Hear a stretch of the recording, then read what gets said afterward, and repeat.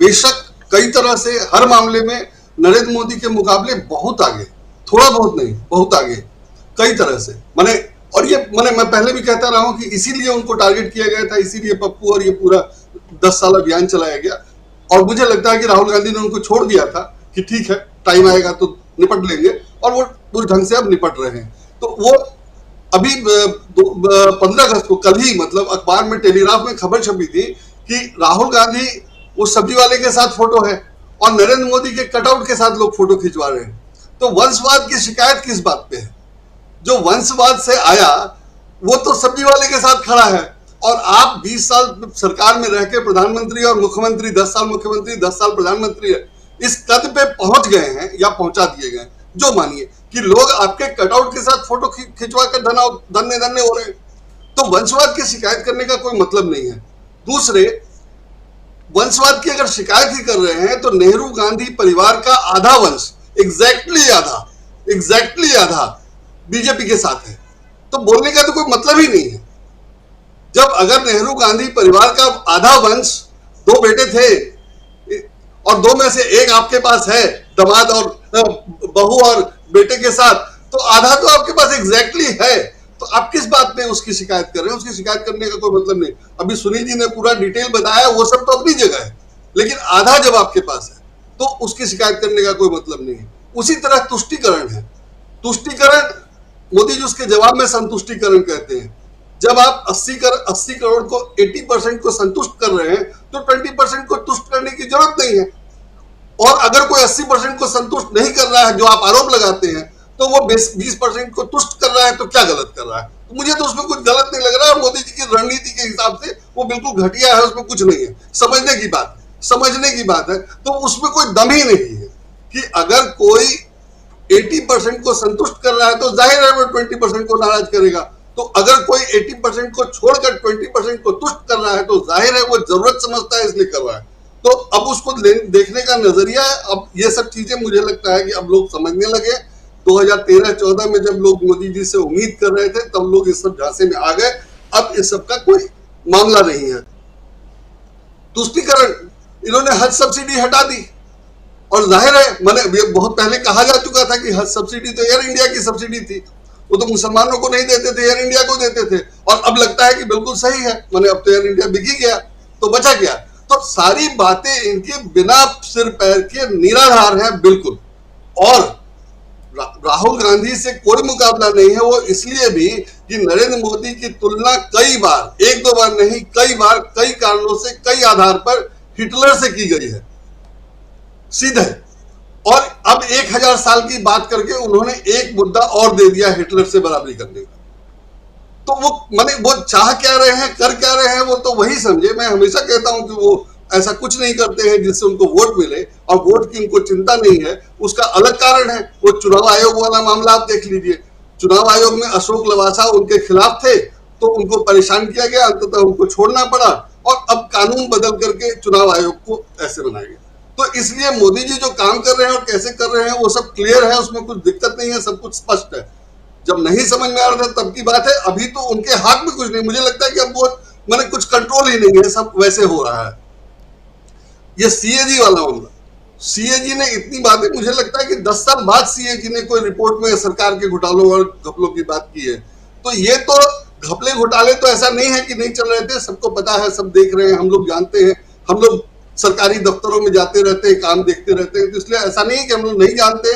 लेकिन ये चीजें अब लिखित में आई हैं, इसका मतलब है कि वो सीएजी की खासियत है। चिंता इसकी करनी चाहिए कि वो सीएजी कैसे वहां थे, उनको हटाया बदला क्यों नहीं गया, और कैसे उन्होंने रिपोर्ट दे दी। और जहां तक रिपोर्ट की बात है, वो तो सरकारी अफसर हैं। 2019 के चुनाव पर एक अध्ययन हुआ था, एक प्राइवेट यूनिवर्सिटी ने करवाया था। जैसे ही उस अध्ययन की बातें बाहर आई, विश्वविद्यालय ने उस अध्ययन से पल्ला झाड़ लिया, और अब खबर आ रही है कि जिनने अध्ययन किया था उन्हें नौकरी छोड़ दी। तो हालात तो ऐसे हैं कि आप 2019 के चुनाव में घपले गड़बड़ी, संभावित घपले संभावित गड़बड़ी की बात नहीं कर सकते। जांच हो नहीं सकती, हो नहीं रही। चुनाव आयोग में जो सरकार का विरोध कर सकता था या मोदी जी का विरोध कर रहा था, वो टिक नहीं पाया, और सरकार नियम बदल करके चुनाव आयोग की नियुक्ति का अधिकार अपने अनुसार कर रही है। तो बोलने सुनने जानने समझने के लिए कुछ बचता ही नहीं है। बहुत क्लियर है, बहुत क्लियर है।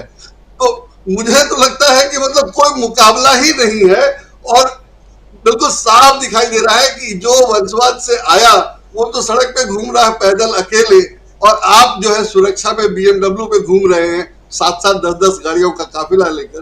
तो कोई मुकाबला ही नहीं है। और जबकि कानूनन राहुल गांधी को प्रधानमंत्री के बेटे होने के नाते एसपीजी की सुरक्षा मिली हुई थी, जिसको कानून बदला गया है। तो कानून बदल के आप उसकी सुरक्षा ले रहे हैं, और सुरक्षा आपने खत्म की और घर बंगला तक ले लिया, जबकि प्रियंका गांधी को इसीलिए बंगला भी मिला था दिल्ली में सुरक्षा कारणों से, वो सब आपने ले लिया। तो आप अपने मन की तो करे जा रहे हैं, लेकिन वहां जो दिखाई दे रहा है वो दिखाई दे रहा है कि कोई मुकाबला नहीं है, और उनको इन तमाम बातों का कोई असर नहीं पड़ रहा है, जिसको आप समझते थे कि बहुत बड़ी बात है। तो ये दोनों चीजें बताती हैं कि कोई मुकाबला नहीं है, कोई बराबरी नहीं। और अगर अभी तक मोदी जी थे तो सिर्फ इसलिए कि राहुल गांधी ने छोड़ दिया था, और दूसरा कोई कारण नहीं। राजीव जी जी सीएजी के घोटाले, क्योंकि बाकी सब लंबा हो जाएगा। महाराष्ट्र, मेरा मानना है कि महाराष्ट्र में बीजेपी की सरकार होना बहुत महत्वपूर्ण है। एक तो वो माने पैसे का मामला है, सो तो है ही है, कैपिटल है अपना, भारत की आर्थिक राजधानी है, इसलिए वहां सरकार होने के वो मतलब है, आर्थिक मतलब तो है ही है। दूसरा, जज लोया का केस महाराष्ट्र में है, और जज लोया के केस में वकील को फीस सरकारी खजाने से 1 करोड़ रुपए से ज्यादा, करीब 1.25 करोड़ रुपए दी गई थी कि जज लोया मर्डर केस या माने मौत की जांच की जरूरत नहीं। ये कोर्ट में मामला था कि उसकी जांच होनी चाहिए, और उसके लिए सरकारी खजाने से वकील को 1 करोड़ रुपए से ज्यादा की फीस दी गई कि जांच की जरूरत नहीं है, 1 करोड़ में जांच हो जाती शायद। तो जांच नहीं करवाने का जो मामला है वो महाराष्ट्र में फंसा हुआ है, जो सरकार तय कर सकती है कि नहीं उसकी जांच होनी चाहिए। तो इसलिए महाराष्ट्र में सरकार होना बीजेपी के लिए बहुत जरूरी है, इसलिए सारा खेल किया गया, और शिवसेना को भी तोड़ा गया, इसको भी तोड़ा गया, वो सब कर दिया।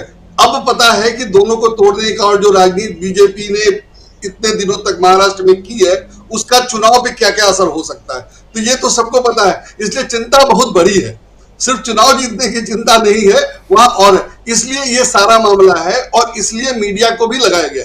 शरद पवार 26 में से एक ही तो है, और जब ये बताया जा चुका है कि उधर 38 है और इधर 26 ही है, तो उस 26 में एक नहीं आधे का क्या महत्व रह जाता है।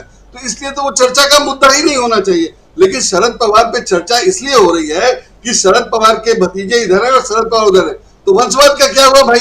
वंशवाद में तो दोनों को अलग अलग जाना चाहिए, अलग अलग रहना चाहिए, तो साथ तो आने नहीं चाहिए। आप क्यों साथ लाने की कोशिश कर रहे हो? आप परेशान हो, दोनों अलग अलग हैं, अलग अलग राजनीति कर रहे हैं अपनी अपनी हैसियत, योग्यता और क्षमता के अनुसार।